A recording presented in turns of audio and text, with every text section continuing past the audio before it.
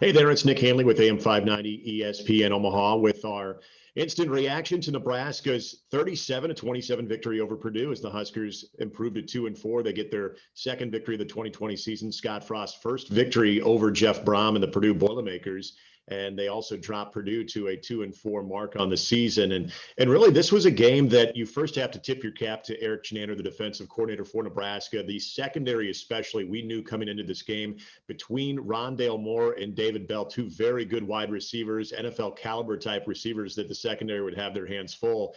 And even though the numbers may look a little bit inflated, there was the big 89-yard touchdown reception for David Bell where you had two Nebraska defenders trying to make a play. It was just kind of one of those fluke things.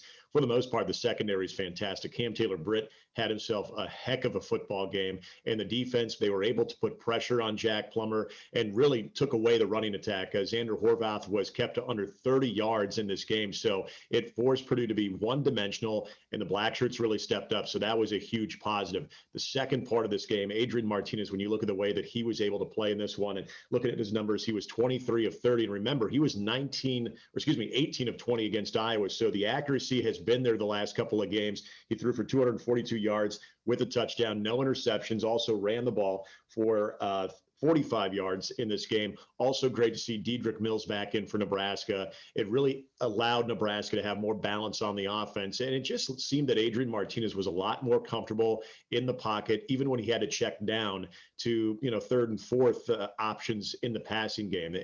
Another big part of this, too, Wan'Dale Robinson had a lot of touches. He was able to get 9 receptions for 114 yards, also had a few carries. So double-digit touches for Wan'Dale Robinson, which was going to be really big. So if you kind of look at the offense in this one, Adrian Martinez was very effective. Dedrick Mills was back, and he led Nebraska with rushing yards with 60 yards. And Wan'Dale Robinson had his touches. Also, another big positive. There were no noticeable errant snaps from Cam Jurgens. He played a great game. The offensive line, for the most part, also played very well. So that was all good things. The one bad thing in this game, it was the penalties. Now, it wasn't just Nebraska. In fact, both teams combined for 20 penalties for a total of 234 yards. Each team had over 100 yards in penalties.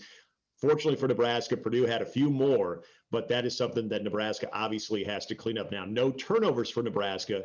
That obviously helps them, but with the amount of mistakes, Nebraska a little lucky that those things didn't come back and haunt Nebraska, especially in the second half as Purdue was trying to mount a comeback.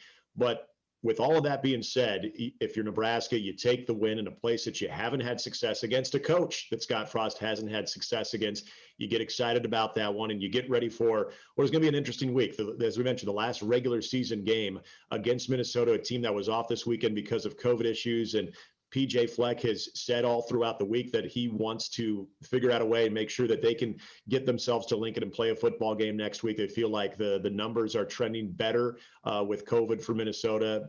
We'll see. We'll see if that game is played. And then, of course, there is the Champions Week, December 19th, where Nebraska would play likely a cross-divisional opponent. We'll see what that looks like. But for Nebraska, they'll take the win. They get to 2-4 on the year. There is still an opportunity for this team to get to 500. And today was definitely a great step in just the overall confidence that they can do that. We'll have plenty to talk about on Monday with our Big Red Breakdown Monday on AM 590 with myself and TJ Henning. We'll talk to you at 2 o'clock